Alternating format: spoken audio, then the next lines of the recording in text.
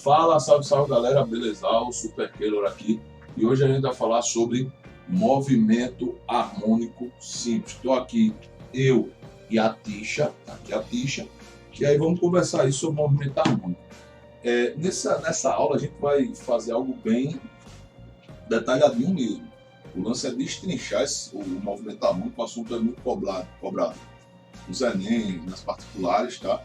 A galera diz aí, não cabe nem uma bexiga que não cai. Mas vamos lá. E o objetivo é, no final, resolver aí alguns exercícios, né? Então vamos lá, vamos tentar desenrolar isso aí. Bom, veja só. Primeiro, quais são as características, né? Deixa eu passar para o lado de cá. As características de um MHS. Né?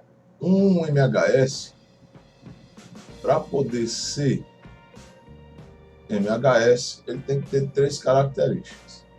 Ele tem que ser um movimento oscilatório, né? O que é um movimento oscilatório? É um movimento que ele vai, né? Ele sai de um ponto, passa na região de equilíbrio, vai até outro ponto, passa voltando pela região de equilíbrio e volta. Então, é um movimento que ele vai e volta, né?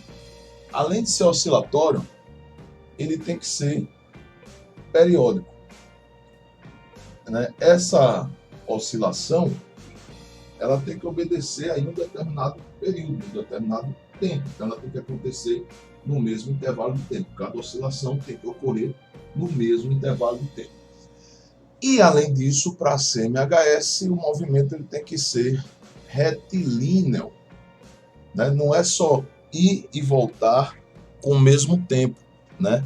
É necessário também que o movimento seja uma linha reta, né? O movimento ele tem que ser retilíneo, tá?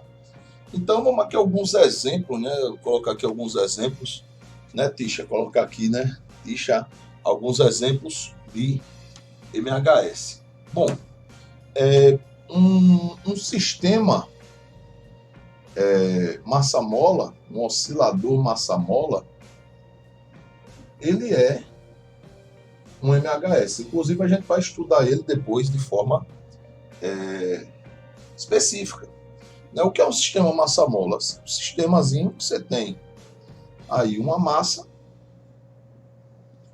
presa numa mola. E aí eu posso distender essa mola sem deformar, né? Eu puxo ela aqui até determinado ponto, e aí eu solto ela, ela vai fazer esse tom, indo para lá e para cá. É um movimento oscilatório, né? Uma ida, uma volta, passando pela posição de equilíbrio nos seus pontos de maior amplitude, né? Mais distante e da menor amplitude. Ele é periódico, né? Obedecendo aí, descartando os atritos, por aí a gente vê que ele obedece ao mesmo período e é um movimento retilíneo. Então, um sistema massa-mola, ele é um movimento harmônico, tá? Mas aí vamos de outro exemplo, né? Vamos aí para o exemplo 2. Veja só, e aí a gente já tem que começar a ter certos cuidados. Por exemplo, a gente vai estudar ele também, o pêndulo simples. O pêndulo simples, a gente vai estudar ele específico também. Só que o movimento pendular, o movimento do pêndulo simples, ele não é um movimento harmônico. O movimento do pêndulo ele não é um movimento harmônico, né? Mas eu tenho uma situação que eu posso associar aqui, porque a projeção ortogonal do movimento de um pêndulo, ela é um movimento harmônico. Em palavras mais simples, a sombra feita aqui, ela é um movimento harmônico. Por que, professor, o movimento do pêndulo simples ele não é um movimento harmônico? Porque ele é oscilatório, ele é periódico, né? Mas ele não é retilíneo. Não é retilíneo, né? Se o pêndulo fosse dar a volta completa, ele seria um movimento circular, então ele faz curva, ele não faz um movimento em linha reta. Mas a projeção ortogonal, por que chama projeção ortogonal, professor? Porque forma aqui 90 graus com o plano. Então, a projeção ortogonal de um movimento harmônico, ela é. Porque ela vai seguir a mesma oscilação e o mesmo período aqui, ó, do pêndulo, e é uma trajetória retilínea, uma trajetória reta. Então, a sombra, né, essa projeção ortogonal do pêndulo é um movimento harmônico simples. Então, eu posso apagar aqui, né, já que o pêndulo simples em si não é um MHS, posso escrever que a projeção ortogonal é para você se ligar, vou botar entre parênteses sombra, né, de um pêndulo simples. Tá? A projeção ortogonal de um pêndulo simples, ela é um movimento harmônico simples. Tá?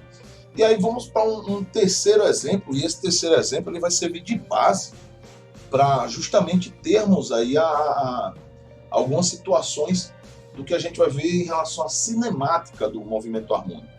Então, vou dar aí um terceiro exemplo. Né? Vamos para um terceiro exemplo. Bom, nosso exemplo de número 3, olha a tixa, segura a tixa, preste atenção. Nosso exemplo de número 3 já também é uma questão de projeção, né? É também uma situação de projeção, que é a sombra de um movimento circular. Então, já vou escrever aqui, ó, a projeção ortogonal, que você já sabe que é uma sombra, de um MCU. MCU não é Marvel Cinematographic Universe, não. É movimento circular uniforme. Então, tem aqui um movimento circular, certo? Tem aqui um movimento circular. Obviamente, o movimento circular em si, ele não é, né, um movimento harmônico, né? Pelo mesmo fato do pêndulo. Ele é oscilatório, é periódico, né? O movimento circular uniforme, mas ele não é reto, né? Circular, o nome já diz. Mas se eu pegar a projeção ortogonal dele aqui, né, a sombrazinha que ele faz aqui, tem-se uma posição de equilíbrio, né? Um ponto máximo, um ponto mínimo, passando aqui. Então, a sombra, né, essa projeção ortogonal de um movimento circular, ela vai e volta, vai e volta. Essa sombra, ela é um MHS. E eu vou usar muito disso aí para a gente poder compor justamente a questão das equações que a gente vai ver da cinemática do movimento harmônico. Né? Só que aí, para poder a gente chegar lá, eu quero fazer alguns lembretes, já que eu vou pegar muita ideia aqui do movimento circular, tentar fazer aí um remember, né, dos assuntos aí do movimento circular uniforme. Deixa eu só acender aqui, terminei apagando um pedaço. Né? Bom, então veja só, vamos lá. Aqui vai ser uma lembrança. Né? Lembrança de quê, professor? De quê? De quê? Uma lembrança do nosso movimento circular, uma lembrança do MCU, movimento circular uniforme. Porque vai ter situações que eu vou precisar daí justamente para a gente poder tocar o barco. E aí eu vou pegar a nossa primeira situação, que é a velocidade angular. Velocidade angular. A velocidade angular, né, ela é o tanto que você vai girar em radianos, né, dividido pelo tempo. Só que aí você tem o seguinte, você vai, já que uma volta completa é 2π, né, π é 180 graus, uma volta completa é 360, 2π. Eu posso, então, ter isso aqui escrito da seguinte forma. 2π. E o tempo que ele leva para dar essa volta é o período, né? Então, período. E aí eu já vou aproveitar para falar sobre período e frequência. Deixa eu ver para o lado de cá. Né? Período e frequência. No movimento circular, a frequência ela é a quantidade de rotações que o móvel faz em determinado tempo. Para a ondulatória, a gente vai substituir a palavra rotações por oscilações. Então, a quantidade de oscilações que ele faz em determinado tempo. Então, se a frequência é esse número de oscilações e o período é a quantidade de tempo que se leva para fazer uma oscilação, a gente pode dizer que, pela própria definição, o período é o inverso da frequência ou a frequência é o inverso do período, tudo faz. No sistema internacional, o período é o tempo, né, medido em segundo, e a frequência é medida em hertz. 1 hertz no movimento circular ele equivale a uma rotação por segundo, e na ondulatória, entrando aí também no MHS, ele vale uma oscilação, né, por segundo. Então eu posso escrever a minha velocidade angular como 2π sobre o período, né? Ela é medida em radiano por segundo, período é medido em segundo, a gente já viu ali, e como o período é o inverso da frequência, eu também posso calcular essa minha velocidade angular como 2π vezes a frequência de oscilação. Tá? Bom, frequência medida em hertz, que a gente já viu ali. Tá? A única coisa que a gente vai ter aí também é a questão do nome. Porque eu posso chamar, além de velocidade angular, esse sigmazinho minúsculo, não falei, mas isso é um sigma minúsculo, né? Lembra um W, só que com as perninhas para dentro, né? Parece um bumbumzinho. Esse sigma minúsculo, ele também pode ser chamado de pulsação. Aqui no MHS a gente também pode chamar ele de pulsação, tá? A pulsação do movimento e tal, é isso aí, é a velocidade angular. Alguns livros mais antigos, né, já chegam a chamar também de frequência angular e tal, mas pulsação e velocidade angular são os mais comuns, né? Aproveitando também, né, eu falei aqui de frequência e período, né, um inverso do outro e tal. Bom, seguindo aí, ainda vou nos lembretes, né, do movimento circular, e eu vou apagar de novo. Essa é a hora do print, né? Bom, seguindo ainda os lembretes, esses lembretes vocês vão ver como é que a gente vai ganhar tempo aí com esses lembretes, né? Esses lembretes vão ajudar a gente a desenrolar muito aí essa parte da cinemática no MHS. Bom, ainda aqui seguindo os lembretes, eu vou ter a aceleração centrípeta, né? A aceleração centrípeta. E a aceleração centrípeta, né, é aquela aceleração que redireciona o vetor velocidade para o centro da circunferência.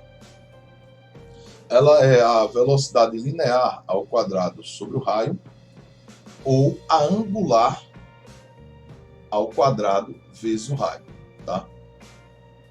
O raio da curva. E aí vocês vão ver também lá na frente a relação que esse raio tem. E aí, se ligue, porque mesmo o movimento sendo circular e uniforme, ele vai ter uma aceleração centrípeta. Da mesma forma que o movimento harmônico simples, ele também vai possuir uma aceleração. O que é interessante também falar, inclusive, é a justificativa dessa relação aqui, disso ser equivalente a isso, é o fato de você ter a relação entre o que é linear, né, o que é a parte escalar da distância, e o que é angular.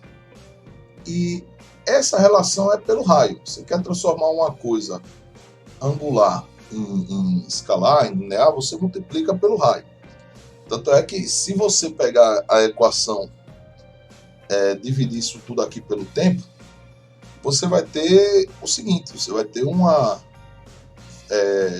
velocidade angular dividido pelo tempo, que é uma pulsação, né? E a velocidade média, né? Que aqui vai ser chamada de velocidade linear, né?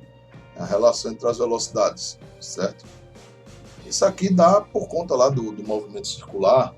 Se lembrar lá da matemática, a questão de medir arcos, né? Medir arcos, né? Você tem uma situação, só fazer aqui rapidinho. Você quer medir aqui a distância desse arco, baseado nesse ângulo, e aí o diferencial aí vai ser o raio, né? Se faz uma regra de 3 com o comprimento e 2π, por aí vai. Você chega nessa relação aqui. Bom, então com essa relação aqui a gente pode ter essa igualdade valendo aí, né? Então a gente pode dizer que a aceleração centrípeta é a velocidade linear ao quadrado sobre o raio, ou a angular ao quadrado vezes o raio. A gente vai usar essa daqui, tá bom?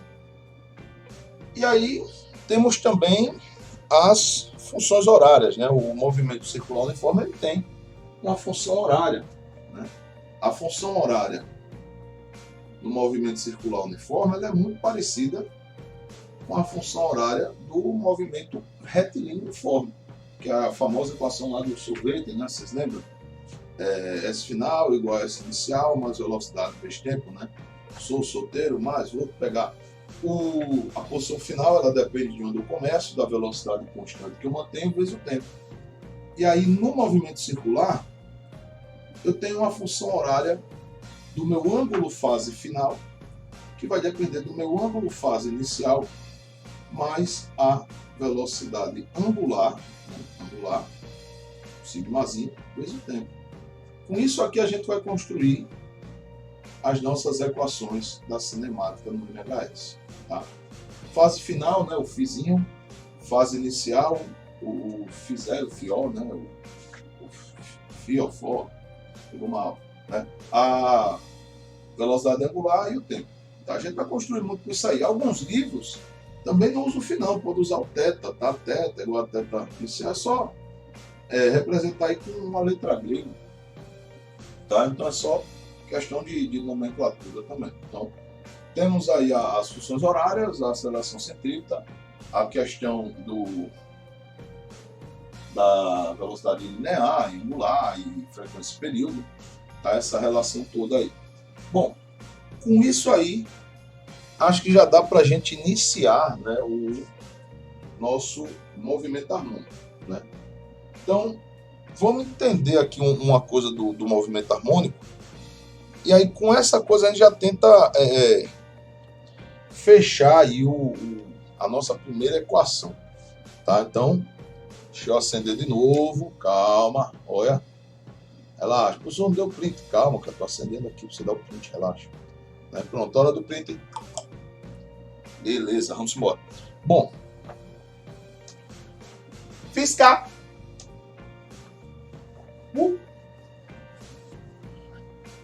Então veja bem, vamos seguir aí na nossa trilha e vamos falar agora da questão da cinemática no MHS.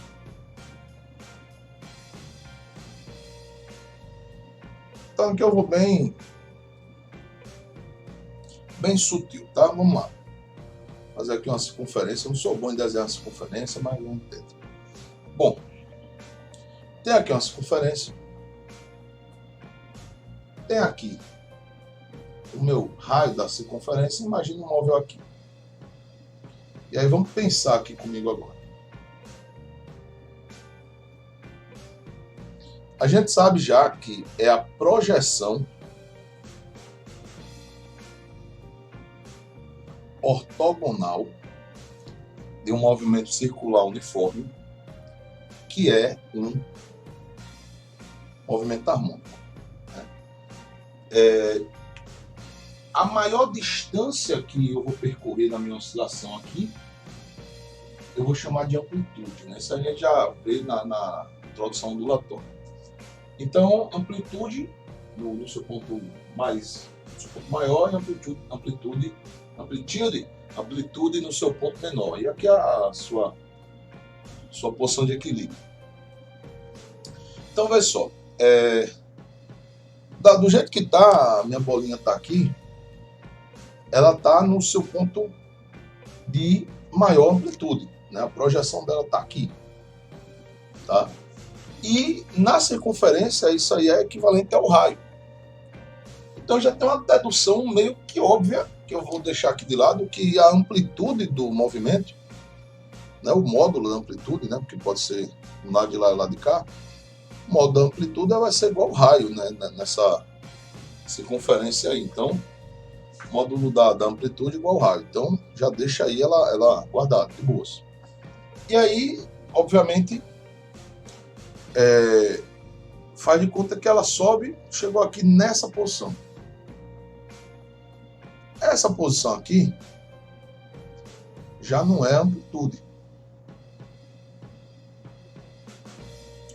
Ela está num ponto após o equilíbrio, obviamente, né?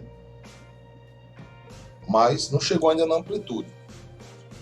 Essa distância do seu ponto de equilíbrio até esse ponto, chamado de x, e esse x é chamado de elongação. Elongação é, então, a distância que o móvel vai estar em MHS do seu ponto de equilíbrio. É a distância que o móvel vai estar do seu ponto de equilíbrio. E aí o que eu posso concluir é que a máxima elongação, né, está aqui em cima da tixa, a máxima elongação é equivalente à amplitude. Né? Maior distância que ele vai estar da sua posição de equilíbrio é a amplitude. Tá? Mas aí são conclusões óbvias. Tá? Então vamos agora relacionar essa elongação aí numa equação. Eu sei então que essa distância aqui é x. E sei que daqui para cá eu tenho um raio. E eu sei que o raio é igual à amplitude. Eu vou só fechar esse triângulo aqui em azul para vocês perceberem que eu tenho um ângulozinho aqui. E quem é esse ângulo aí, professor? Se ele se deslocou, esse ângulo aí é um φ, né? O ângulo fase final. E aí, pegando esse triângulozinho que está em azul, olhando só para ele, eu tenho uma relação entre esse x, que é a elongação, e esse raio, que é a amplitude. Eu posso então dizer que o cosseno, olha do lado de cá, o cosseno do ângulo φ é o cateto adjacente, já que é cosseno, né, x, sobre a amplitude, né, que é a hipotenusa, que é o raio, que equivale à amplitude. Esse x é a elongação. Então a gente já vai ter aqui a nossa função horária da elongação. Função horária da elongação de um móvel MHS. Faço aqui meio pelos extremos. Vai ficar a amplitude vezes o cosseno de φ. E aí, se você lembrar, né, da função horária, esse φ, fase final, né, o ângulo fase inicial, mais a angular vezes tempo. Dentro do φ eu vou pôr isso aqui. Então vai ficar assim, ó, x igual a amplitude vezes o cosseno da fase inicial, mais a velocidade angular vezes o tempo. Essa é a função horária da elongação em um movimento harmônico simples. Já é a nossa primeira função horária aí do MHS, né? Já é a nossa primeira função horária. Vamos seguir. Essa é a hora do print, dá aquele print logo, né? Porque a gente já mostrou aqui como faz a função horária. E aí, se eu pegar alguns cálculos já do ensino superior, né, trabalhar com derivado, integral, por aí vai, eu posso dar uma integrada aí e dar uma integrada, não, desculpe, dar uma derivada e achar outras funções. Né? Claro que não dá para demonstrar isso a um nível médio, mas dá para a gente trabalhar as funções daqui. E aí o que é massa? Eu vou apagar aqui e vou deixar só a função horária da elongação ali e vou colocar as outras, a da velocidade e a da aceleração, tá? Então, vamos lá.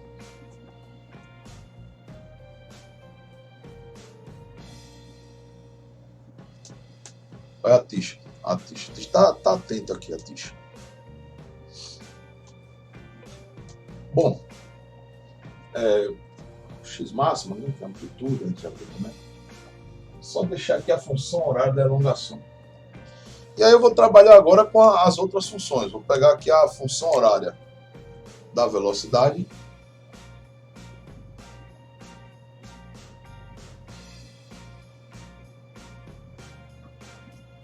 As derivadas trigonométricas e tal, por aí vai. Bom, a da velocidade é o seguinte. A velocidade dela é menos a pulsação, vezes a amplitude, vezes... E aqui é seno. Né? E essa parte de dentro vai ser sempre igual. Isso aqui vai ser sempre igual. Φ0 mais pulsação vezes tempo. Essa é a função horária da velocidade. E aí vamos lá. Vamos lembrar aqui da matemática. Esse pedaço aqui é uma função trigonométrica. Então ela tem um intervalo. Ela tem um limite. O máximo é 1 e o mínimo é menos 1. Então, o máximo que isso aqui pode valer é π sobre 2, né? Seria 90 graus. Então, esse π sobre 2 vai valer 1 aqui, né? Máximo. Né? E as suas respectivas, né, voltas, por aí vai. Então, assim, o valor máximo que isso aqui pode assumir é 1. Né? Então, a minha velocidade máxima, vou até botar de azul, minha velocidade máxima, ela vai ser isso aqui em módulo. Né? Que é esse pedaço aqui tendendo para 1. Né? Então, eu já posso saber a velocidade máxima. É só pegar a pulsação, multiplicar pela amplitude e se embora, não tem o que fazer. Eu vou ter também a minha função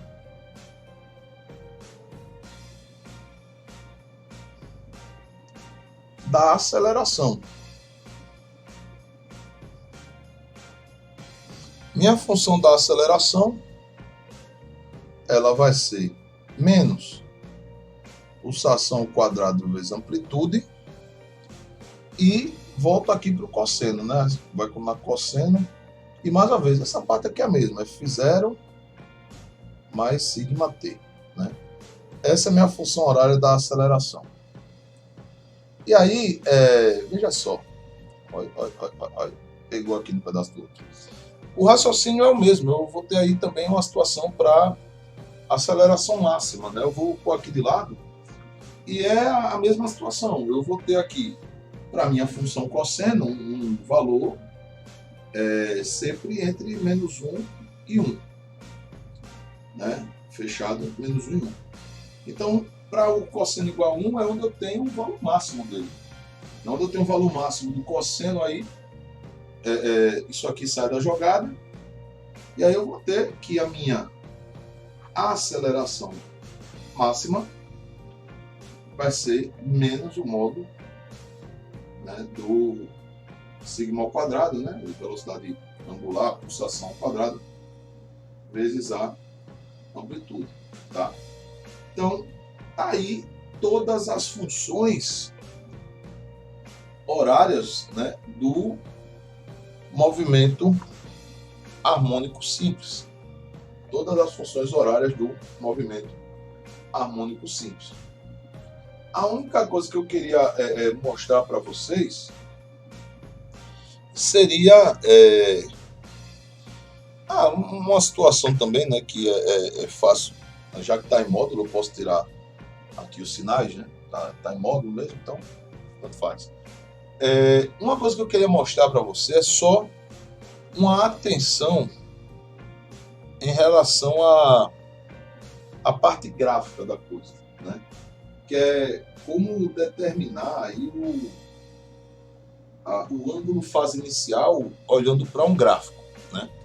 Olhando para um gráfico. Então, isso é muito fácil também, tá? É só entender como é que funciona. Então, dá aquele print, né? E vamos apagar e vamos para a próxima lá. Vou apagando aqui, beleza? Firmão? Aqui é só uma dicasinha, né? E assim, o que você precisa saber em relação a absorver aqui são funções trigonométricas, tal. É basicamente o que eu já estou te falando aqui, né? Não é já se debruçar tanto na matemática e eu já vou. A única coisa que tem aqui de principal é essa determinação do ângulo fase inicial, né? E aí essa determinação ela vai depender de como no gráfico se comporte a saída, né, do gráfico. Então vou aqui ter dois casos mais simples, né? Vamos lá. O primeiro caso, a primeira situação é o seguinte: é quando o meu ângulo fase for zero.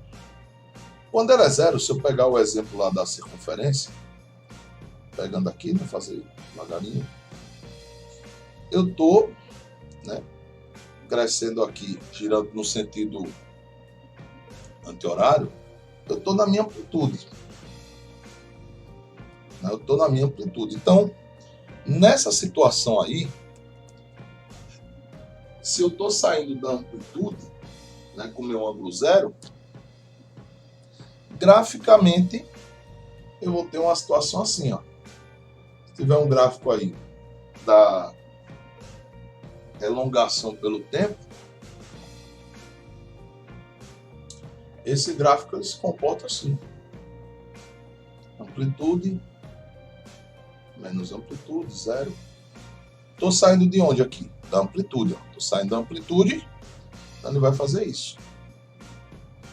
Por aí vai. No segundo caso, meu ângulo fase inicial vai ser igual a π. Π, meia volta, né? Então, π vai ser, fazer aqui,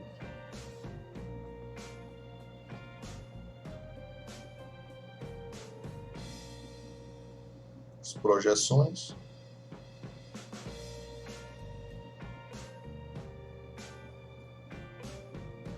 No ângulo π, ele vai sair aí de menos amplitude, né?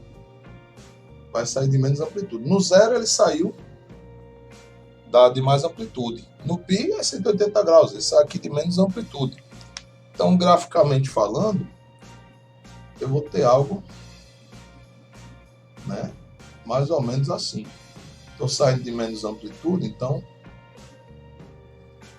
eu saio daqui. Né? Professor, para que serve isso aí que você está falando?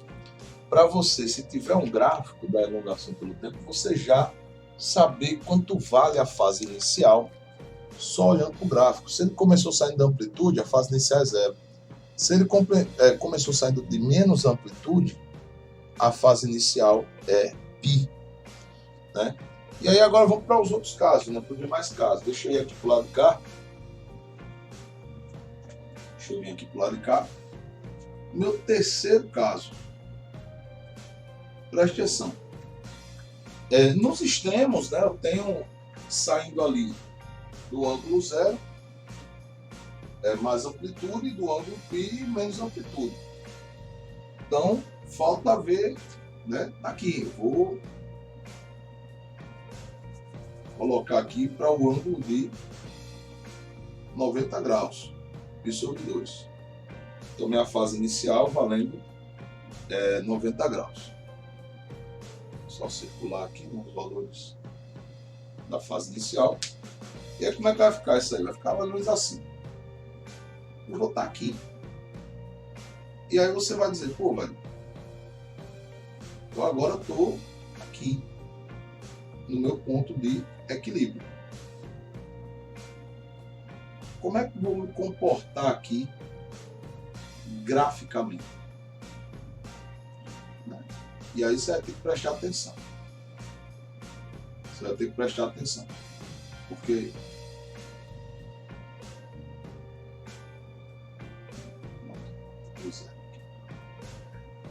porque aqui você vai ver o seguinte. Ele está aqui em 90, né? Π sobre 2. Né? Então, só para lembrar, que é 0, que é π, que é π sobre 2. E aí, daí ele vai para onde? Se a tendência é fazer isso, então ele vai do π sobre 2, vai até ao π, que é a amplitude negativa. Então ele sai do π sobre 2 e vai para a parte baixa aí. Então, se ele sai do π sobre 2, que é aqui o ponto de equilíbrio, e vai para a parte onde é menor aqui, ele vai fazer isso aqui. E aí o raciocínio é o mesmo para o nosso quarto caso. Para o nosso quarto caso, eu vou ter o ângulo, né, 270 graus, né, 3π sobre 2. Deixa eu circular aqui. 3π sobre 2. E aí, como é que vai ficar isso aí? Bom, pegando aqui. Apareceu. Eu vou estar aqui, né? Essa parte aqui, né? 3π sobre 2. Aqui é o equilíbrio. Então, só que aqui, ela sai daqui e sobe para cá, para o seu ponto onde é 0 graus, que é o valor máximo da amplitude. Então, graficamente, isso aqui vai ficar, ele sai do 0 e sobe, sai do 0 e sobe, tá? Então, você ter o gráfico da elongação pelo tempo, você consegue, matando aí, ficou bem baixo ali na parte dele. Você consegue ali ter como achar, né, o valor do ângulo fase inicial, né, só vendo aí como está o gráfico, né, saber quanto ele é, só valendo aí como está o gráfico. Então, os exercícios para fazer depois, de cinemática e tudo, mas aí a gente vai falar um pouquinho agora da parte da dinâmica, né, analisar as energias disso aí, na MHS.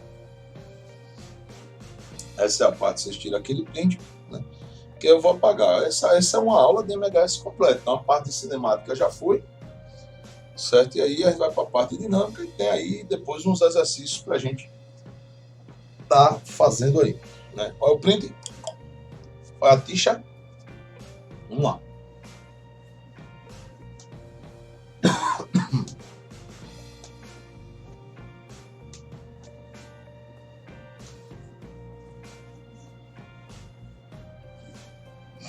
Bom, vamos tentar agora falar um pouquinho da dinâmica, né, no movimento da mão. Deixa eu pegar aqui o piloto. Vamos lá.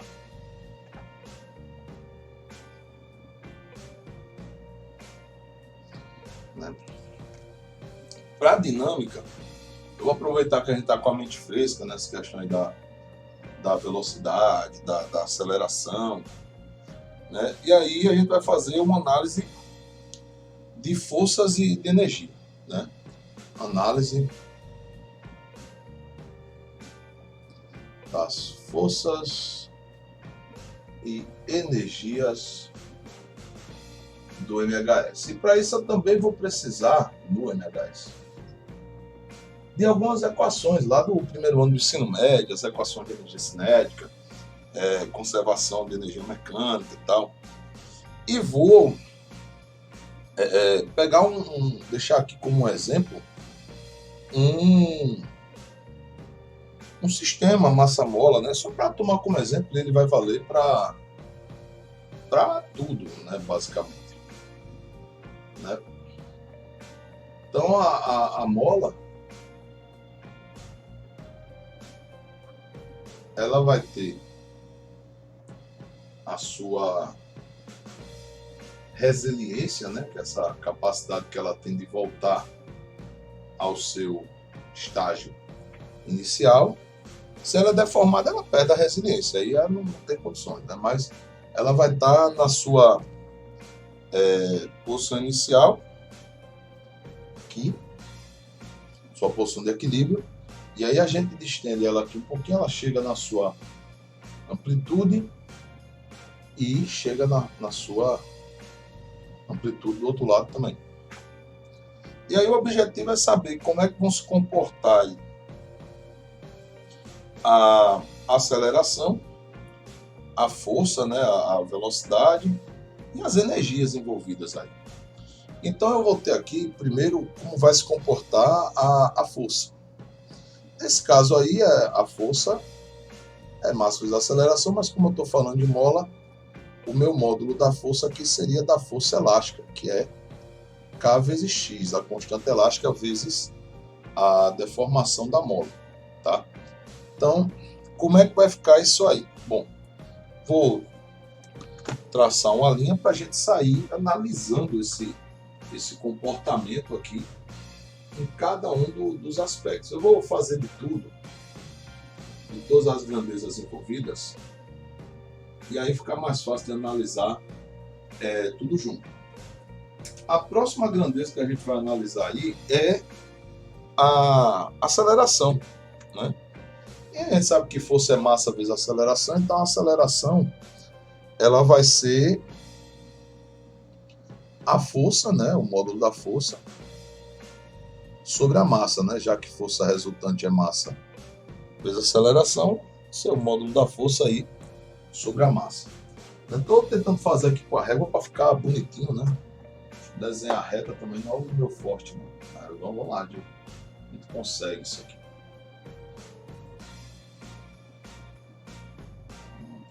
Tá bonito só.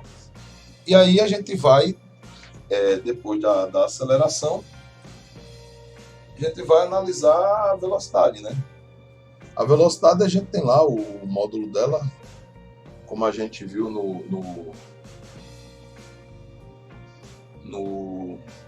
nas funções, né, da cinemática, no movimento harmônico. Então, tem aí mais ou menos como é que funciona a velocidade, né? E aí depois a gente vai ver a energia cinética, né? Velocidade vai ter aí energia cinética. A energia de movimento, né? A massa está mais para cá. A massa vezes a velocidade ao quadrado sobre 2, né? Lembra dessa equação lá do primeiro ano? Massa, velocidade ao quadrado sobre 2, né? Tinha aquela formulazinha que o pessoal gostava, né? O quadrado sobre 2. Vai ficar assim, menino vadio, 2 em cima e 2 embaixo, faz isso não, a censura. Bom, tem a energia cinética. A gente tem a energia potencial, no caso aí é elástica, né? Então, energia potencial elástica, chamada de EPEL, é K vezes X ao quadrado sobre 2. Esse X é a deformação da mola. Eu vou descer um pouquinho a câmera, porque a gente tem também a energia mecânica, que é a junção da cinética, acho que está um pouquinho mais acima, que é a cinética mais a potencial, né? E aí, como é que vai ficar isso aqui? Deixa eu pôr essas retas aqui não tão tortas.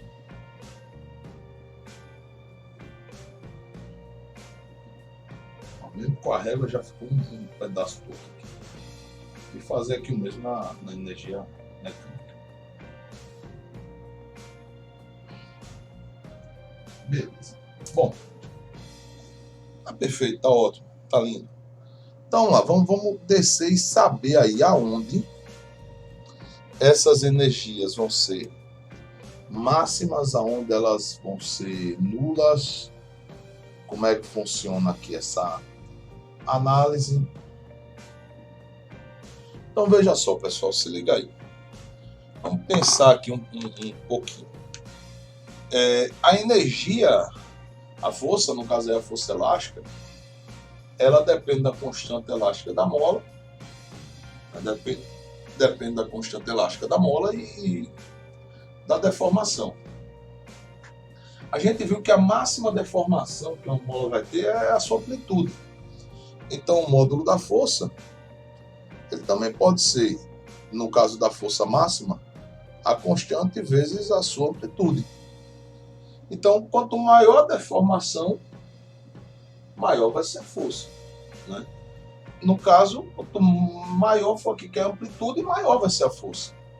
Então, a força ela vai ser máxima aí nos extremos, né? Mas aqui ela vai ser zero. A força aqui é nula e a força aqui nas amplitudes ela é máxima, né? E aí a aceleração, a gente pode seguir no raciocínio da força. No caso, a aceleração vai ser máxima onde a força for máxima, né? Já que a força produz uma aceleração. Então a força é nula aqui, porque aqui não tem deformado, nada, né? Nada elongado, né?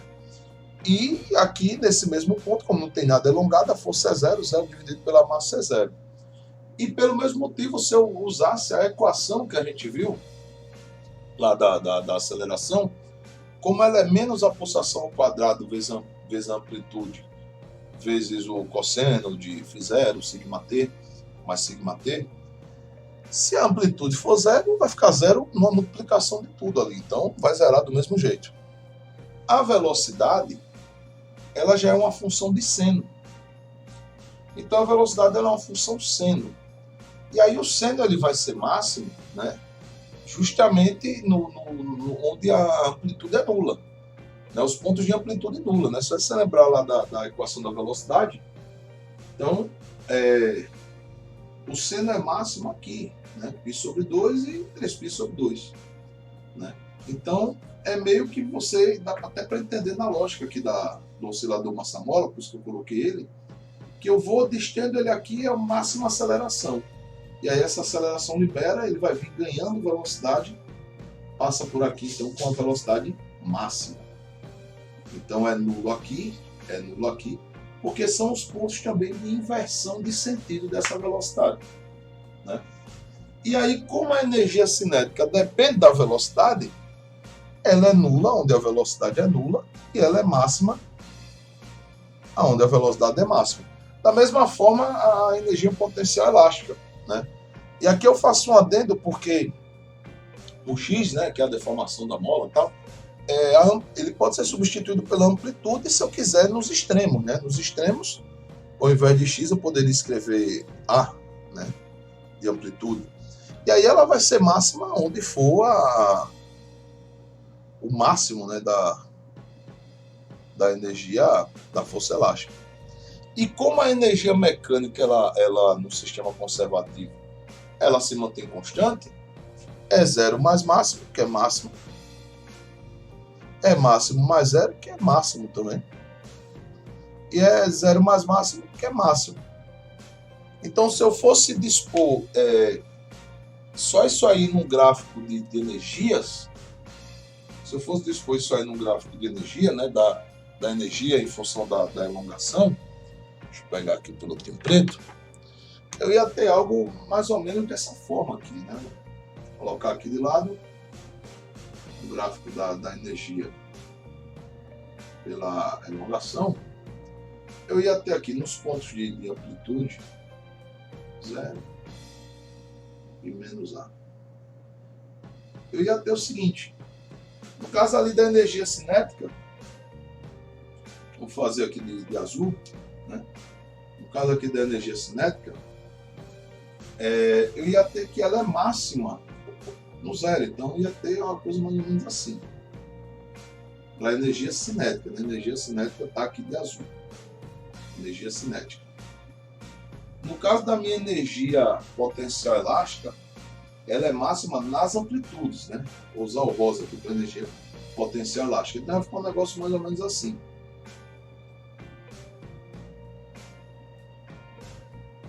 O rosa é a minha energia potencial elástica. E como a minha energia mecânica é constante, vou deixar ela preta, não tem outra cor de piloto, a minha energia mecânica seria aqui. A minha energia mecânica constante, né? Seria como se comportaria as energias aí graficamente, né? Então seria o meu comportamento gráfico das energias. Comportamento gráfico das energias. Bom, então é basicamente isso aí que a gente tem, né, dessa parte de dinâmica do MHS. Já pode seguir, né? Então vamos só pegar aqui e fazer umas análises mais específicas agora do sistema massa-mola, da questão do pêndulo, para a gente poder fazer aí alguns exercícios, tá? Essa é a hora do print, ó, o print, ó, a tixa. Beleza? Bom, vamos apagando aqui e vamos seguir. Bom, ainda sobre a dinâmica, né? Apaguei aqui, mas ainda sobre ela. Vamos pegar aqui o sistema massa-mola, né, chamado de oscilador massa-mola, que é uma massa com a mola, né? Então não tem muito o que fazer, não, de pensar o que é o que não é. Bom, vamos lá. Como é que funciona a questão do sistema massa-mola? Só pegar aqui mais piloto, chega, tá aqui pertinho. A gente vai determinar aqui o período de oscilação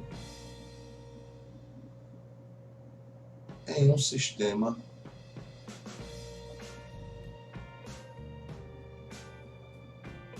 massa-mola. Bom, então imagina aí como é que funciona, né? Eu tenho um sistema massa-mola, ele todo estendido, e aí o raciocínio é bem simples, né? Quando eu distendo ele, se ele não der aquela deformada, pela resiliência da mola, a tendência é que a força elástica dessa mola,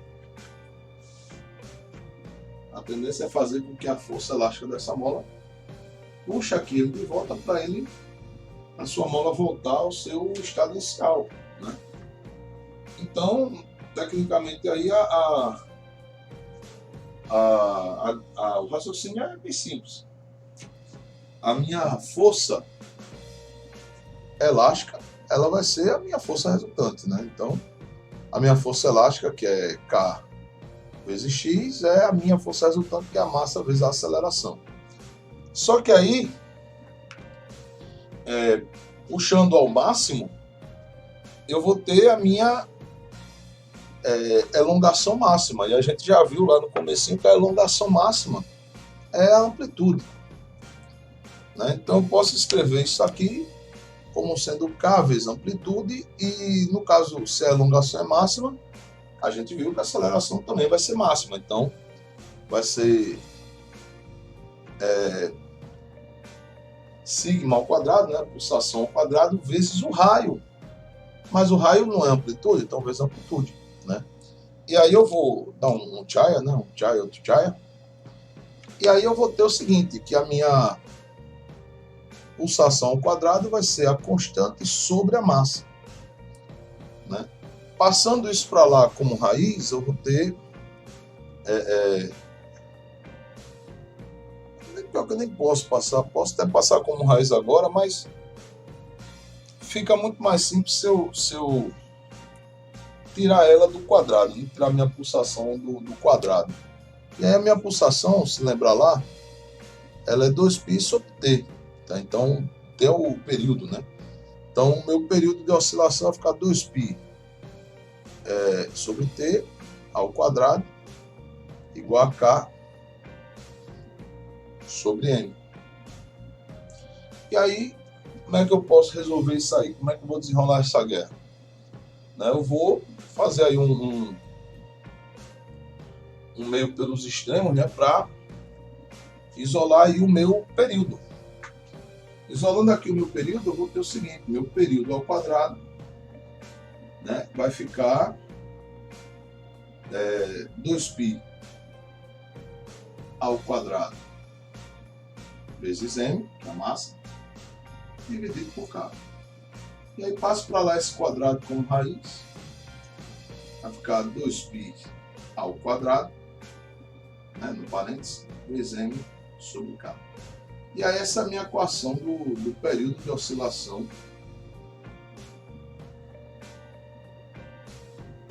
do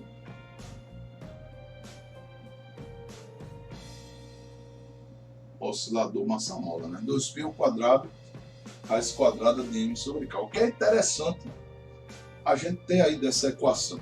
O que é interessante você ter dessa equação? Que ela depende da massa do oscilador e da constante elástica da mola. Mas ela não depende, né, da amplitude. Né? Ela não depende da amplitude do x máximo, ela depende da deformação, né? No geral, que a deformação máxima é a amplitude. Então, ela não depende, ela só depende da massa e da constante elástica da mola. Né? Nossa equaçãozinha aí do período de oscilação de um sistema massa-mola. Né? Então, muito massa, né? E muito mola também. Bom, vamos agora para o pêndulo, falar um pouquinho do pêndulo, né? Qual é a hora do print aí? Beleza. Bom, vou falar aqui um pouquinho do período de oscilação do pêndulo simples, Patixa. Bom,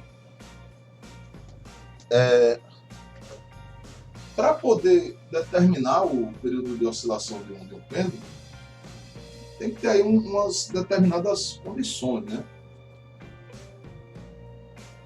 Determinadas condições de um pêndulo.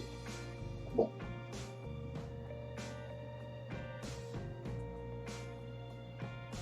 o pêndulo ele vai formar aqui um ângulozinho chamado de φ.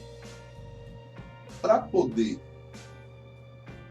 eu calcular o período de oscilação do pêndulo da forma que eu vou calcular, esse meu ângulo φ tem que ser menor que 10 graus. Né? Esse meu ângulo φ tem que ser menor que 10 graus. Né? Ou seja, o pêndulo não pode oscilar muito aberto. Tá?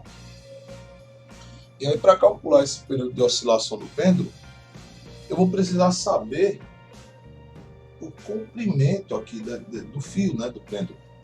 Então, o meu período de oscilação do pêndulo, ele é 2π, bem parecido aí com a outra, né, raiz quadrada de L sobre G, onde esse L é o meu comprimento ali do pêndulo e G é a aceleração da gravidade, né? E aí é interessante porque o período de oscilação do pêndulo não depende da massa pendular. Né? Não depende dessa massinha aqui, né? Da massa do pêndulo. E aí é interessante essa questão do pêndulo, né? Porque você tem uma oscilação. E se você diminui, né, se olhar ali o L, a raiz quadrada do L é uma proporção direta. Né? Se você aumenta o comprimento, você vai aumentar o tempo de oscilação. Se você diminui o comprimento, você vai diminuir. Né? Então, imagina você compra aqueles relógios que é de pêndulo, né, aqueles badalos, lá, né, ficar badalando e tal. E você compra numa região que o clima é relativamente mais frio e traz aqui para o Brasil, clima tropical, né, um pouco mais quente, temperatura maior. E aí aquele badalo vai dilatar, vai aumentar o comprimento do pêndulo e o pêndulo vai atrasar, porque vai aumentar o seu período de oscilação. Não é uma parada bem simples de você fazer. Peguei aqui, ó, o carregador do celular, soltei, ele começou. Se eu botar esse comprimento na metade, você vai ver que ele, vou diminuir o comprimento, ele vai oscilar mais rápido, né? Ele vai ter uma diminuição do seu tempo de oscilação, ó. Já vai mais rápido. Se eu diminuir mais ainda, pequenininha a oscilação, mas é bem rapidinha, tá? Então, tá aí basicamente tudo que a gente tinha para falar aí de movimento harmônico já falado. Essa é a hora do print. E aí, pessoal, o seguinte, né? Como eu disse, é uma aula completa, tá longa até, mas é tudo MHS aqui para vocês. E agora a gente vai fazer alguns exercícios aí para sintetizar essa parte aí dos conteúdos que a gente fez. E aí, deixa eu explicar como é que vai ser os exercícios enquanto eu apago. Mas, basicamente, o exercício vai aparecer aí na tela de vocês. A gente vai fazer a leitura e vai resolver aí, tá bom?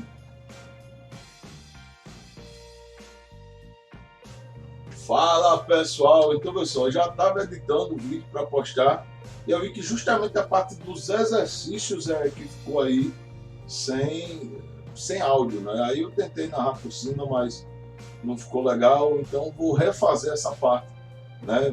Sem problema, mas como eu disse, é uma aula de MHS completa. Então vamos embora para os exercícios, vamos lá, vamos para a tela aí, a primeira questão. Bom, pessoal, na tela aí a gente já tem aí a primeira questão, e a primeira questão ela diz o seguinte. Bom, você tem aí duas partículas que descrevem o MHS nos gráficos 1 e 2 aí. E é um gráfico da elongação aí pelo tempo, né? E é assim, é correto afirmar que os móveis, que os dois movimentos têm. Bom, vamos olhar aí logo para cada gráfico, né? Já dá para observar que dos dois gráficos, né, a amplitude aí é de 4 centímetros, então ele tem a mesma amplitude. Agora o período, né, perceba que uma oscilação conta uma subida e uma descida, e aí o gráfico 1 ele oscila num período de 5 segundos e o gráfico 2 num período de 10, né, que completa aí uma oscilação.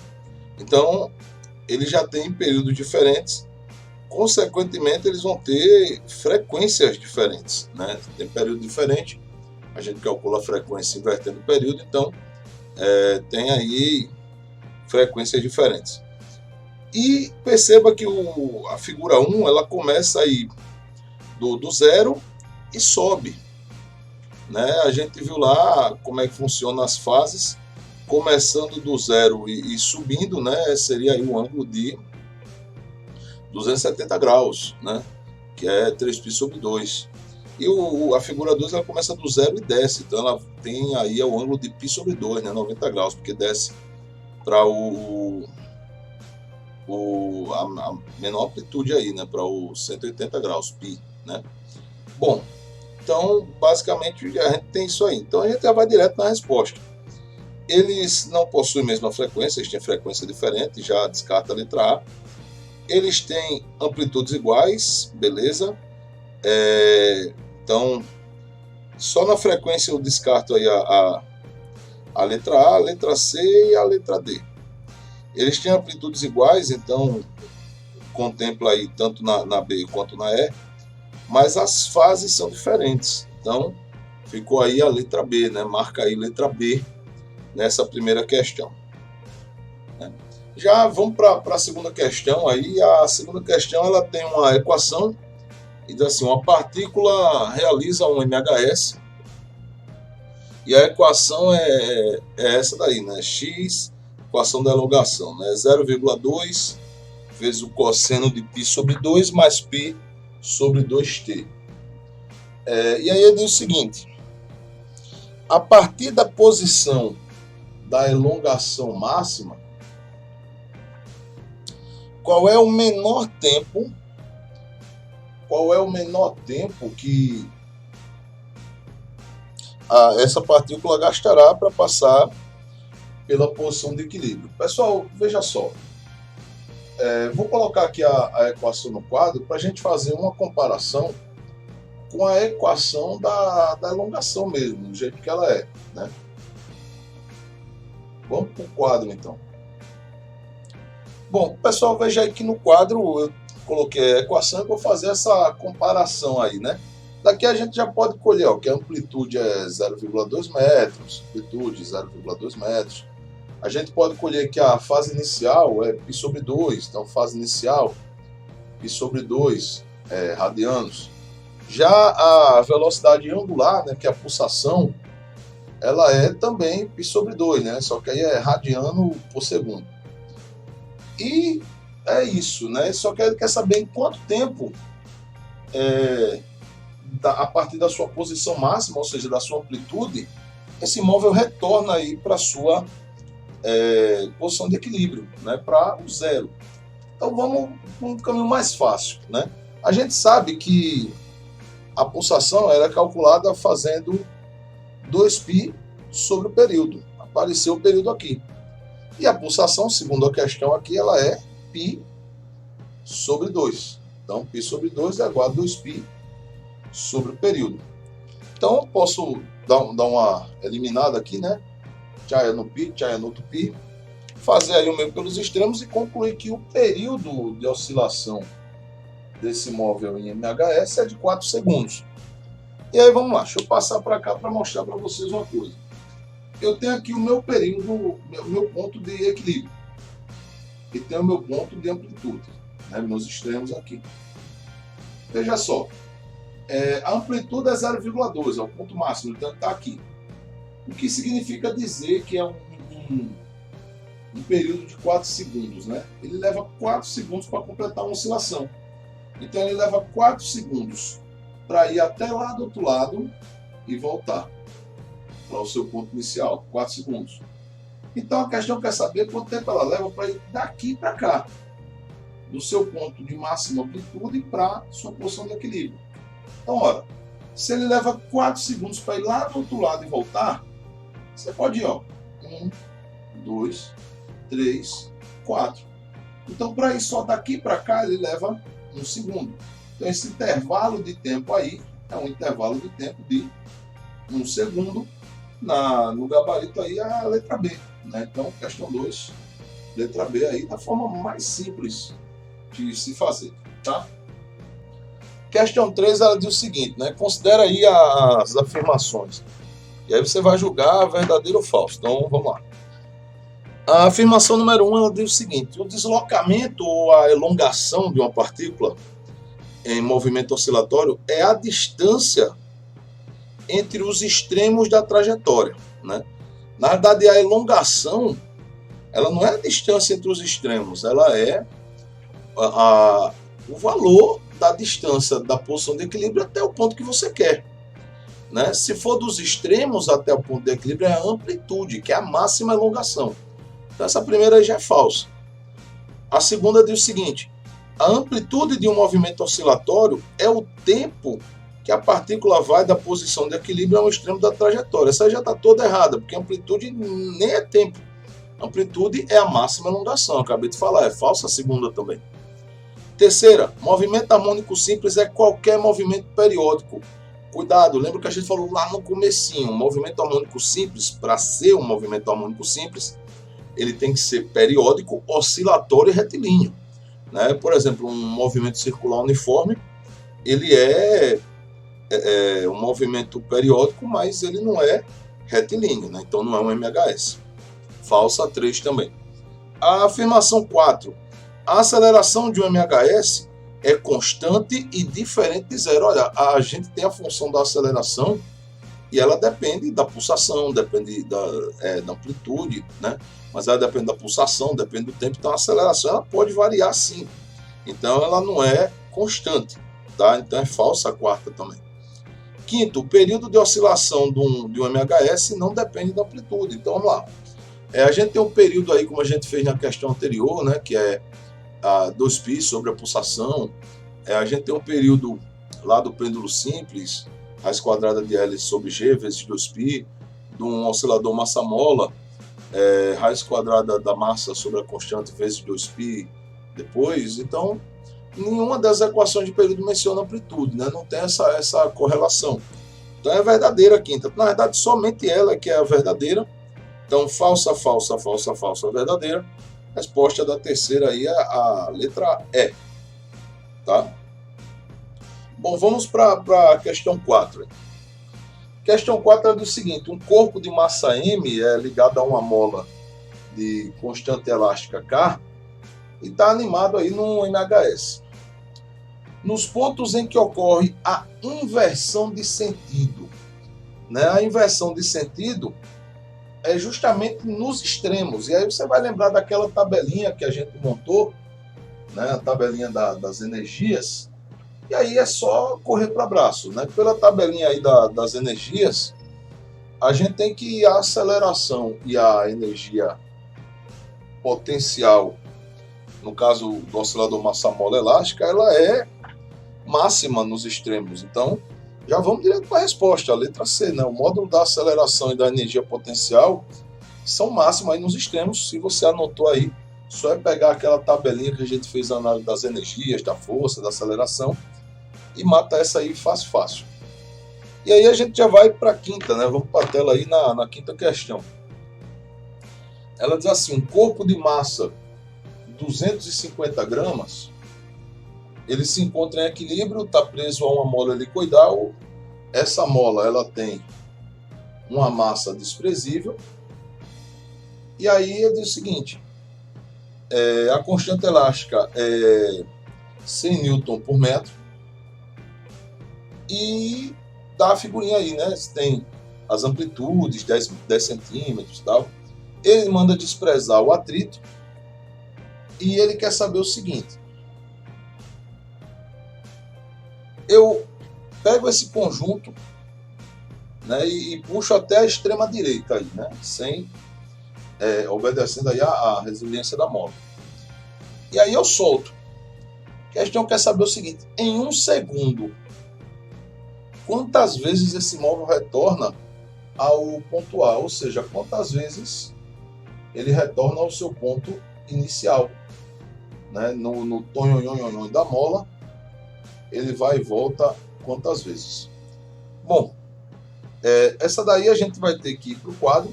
No quadro eu tenho aí essa figura e eu tenho a massa.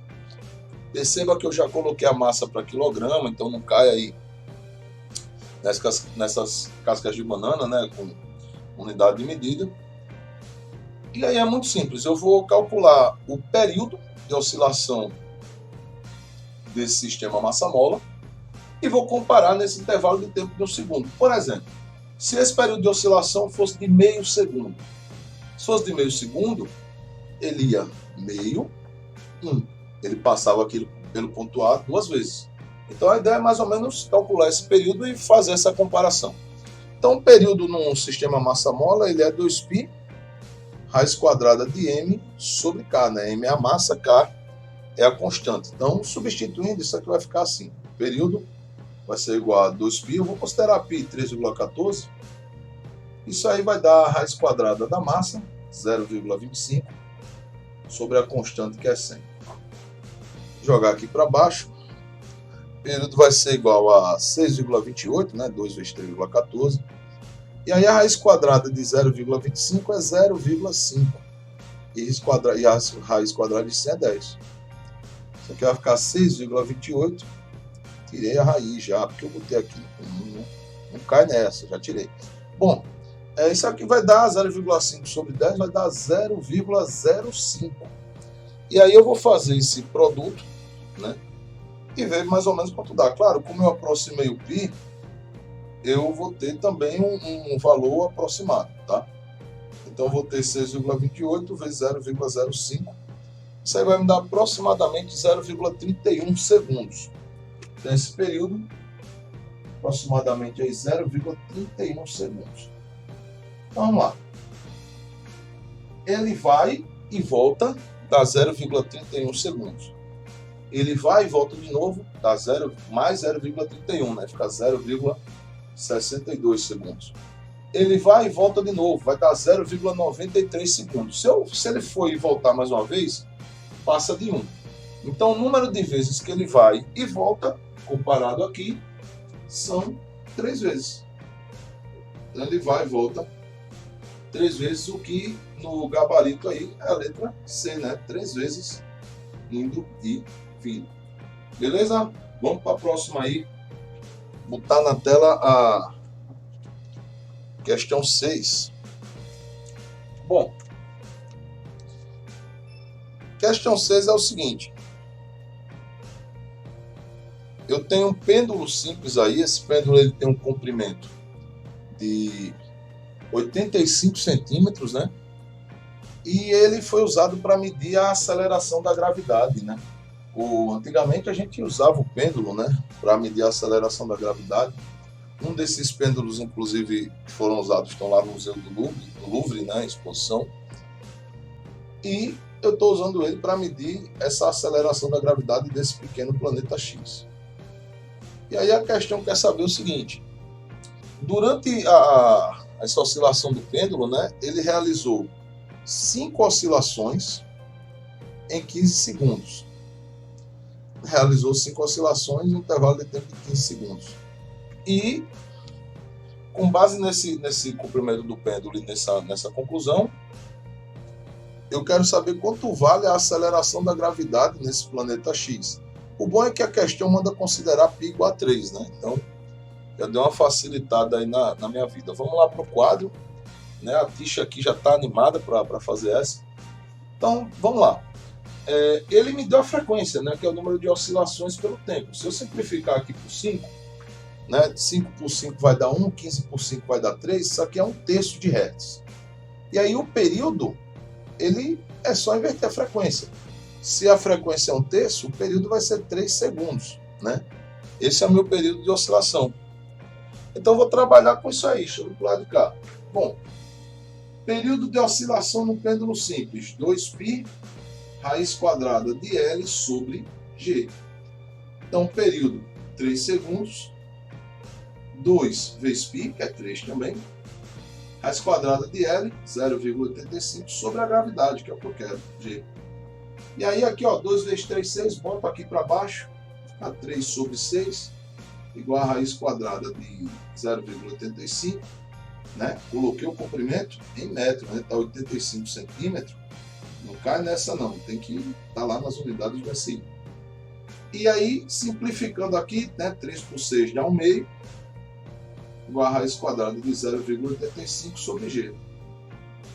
Vou elevar os dois membros aí ao quadrado, deixa eu pegar o outro aqui. Levar ao quadrado aqui, né, dois membros. E aí vai ficar 1 ao quadrado, dá 1. 2 ao quadrado, fazer mais para cá, que dá 4. E a raiz aqui some, vai ficar 0,85 sobre a gravidade. Faz meio pelos extremos, essa gravidade desse planeta X, né, vai ser 0,85 vezes 4, que dá letra D aí, né, 3,4 metros por segundo. Né? A sexta questão aqui, letra D. Beleza? Vamos para a tela com mais aí, vamos para a tela. Bom, a sétima questão, a gente tem também aí uma questão com a função da elongação. E aí a gente vai tentar fazer isso aí, né? Ela dá uma função horária da elongação, né? Um movimento harmônico simples. E a função em função do tempo, obviamente, então x em função do tempo é π sobre 2t mais π. Eu não sei se vocês já perceberam, mas a única coisa que ele fez aí foi mudar a posição do ângulo fase inicial com a pulsação vezes o tempo. Né? E aí ele me dá aí algumas afirmações, né? A amplitude é 4, afirmação 1, o período é 4 segundos, amplitude 4 metros, né? Não. E a 3, que a frequência do movimento é 0,25 e tal. Então a gente vai, mais uma vez, só comparar, como a gente fez aí na questão anterior. Escrevi aí a equação e eu vou colocar aqui a função, né, da elongação. Ela é a amplitude vezes o cosseno de φ0, fase inicial, mais pulsação vezes tempo. E aí, pessoal, é o seguinte. A única coisa que ele fez para lhe confundir, ó, você tem aqui a amplitude, que é 4, foi trocar a posição. Ó. Só como é que eu sei que ele trocou? Porque a pulsação sempre vem acompanhada do tempo. Né? Então daqui eu já posso tirar que a amplitude é 4, a fase inicial é π, né? E a pulsação é π sobre 2. Com a pulsação já posso determinar o período. Então a pulsação é 2π sobre o período, então pulsação, que é π sobre 2, é igual a 2π sobre o período. Posso eliminar aí o π desse lado com o π do outro e fazer aí o meio pelos extremos, e o período dá 4 segundos, né? E aí, como ele fala também da frequência, a frequência é o inverso do período. Se o período é 4, a frequência é 1 sobre 4, 0,25 Hz.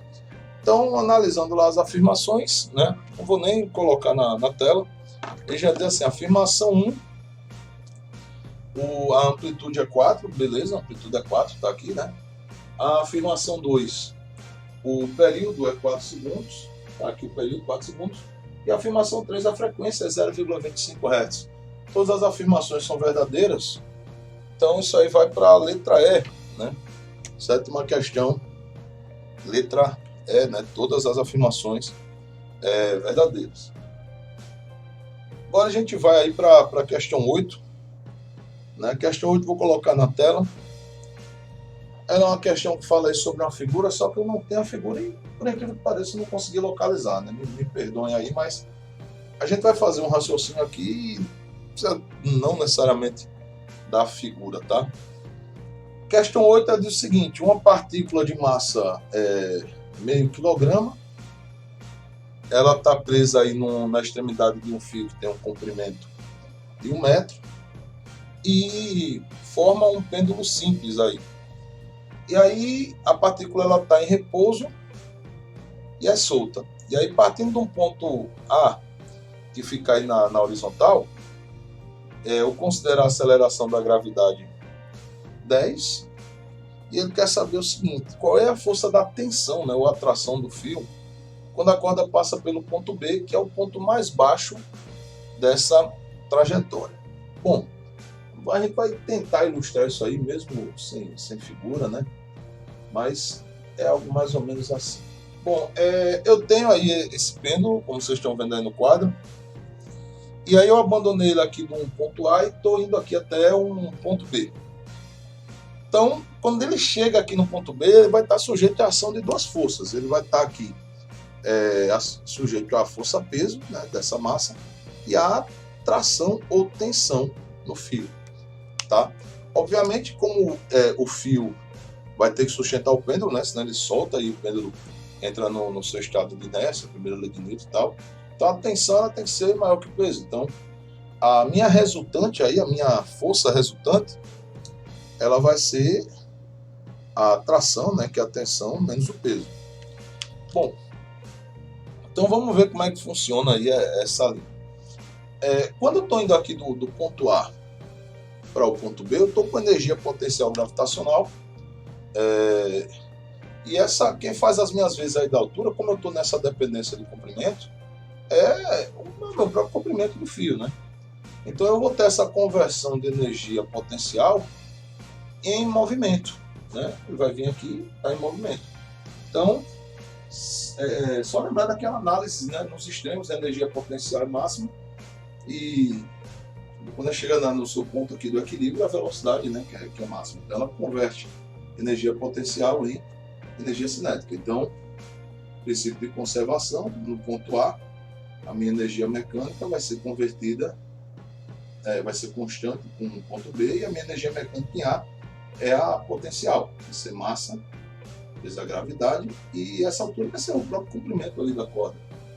Né? E a minha energia cinética é massa vezes velocidade ao quadrado sobre 2. Como eu tenho massa nos dois lados, eu posso dar uma eliminada aqui nas massas, e aí vai ficar a gravidade, né, vezes o comprimento, né, 10 vezes 1, igual a velocidade ao quadrado sobre 2. Vou fazer aqui o meu pelos extremos, e a minha velocidade ao quadrado vai ser 2 vezes 10 dá 20 metros por segundo. Vou remover aqui o quadrado ainda não, porque ele vai me ser útil aqui na frente. Né? Quando ele chega aí embaixo, nesse ponto mais alto, se não tivesse, obviamente, algo para parar, né, esse pêndulo ele ia dar um movimento circular. Então, essa minha resultante, ela é a resultante centrípeta. E a resultante centrípeta é a massa vezes a velocidade ao quadrado sobre o raio, nesse caso, o comprimento da linha, né? E isso é a tração menos o peso, que é massa vezes gravidade. E aí, como é que vai ficar isso aqui? Olha para cá, vou fazer aqui. A massa é meio, né? 0,5. Velocidade ao quadrado, já, por isso que eu não tirei aqui. Já boto 20 direto, né? Porque já está o quadrado aqui, dividido por 1. Isso é igual a tração menos o peso, que é a massa, 0,5, vezes a gravidade, que é 10. Vamos lá. 0,5 vezes 10 dá 0,5 vezes 20 dá 10, dividido por 1 dá 10.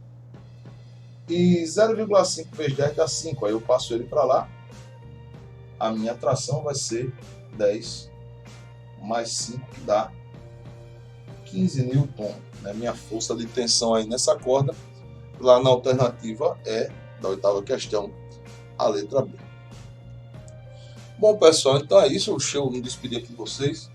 Né? Agora sim, o áudio saiu tranquilo, que na outra não tinha saído. Por isso que eu estou até com uma camisa diferente. Já está aqui quase de noite, eu gravei de manhã, uma loucura, enfim. Muito obrigado por você ter visto até aqui. É tudo de MHS, né? Nessa aula, esse cara ficou bem longo, é tudo mesmo de MHS e com exercício, para a gente poder pôr a prática. Então, muito obrigado por ter visto até aqui. Fica com Deus. Tchau, tchau. É isso aí.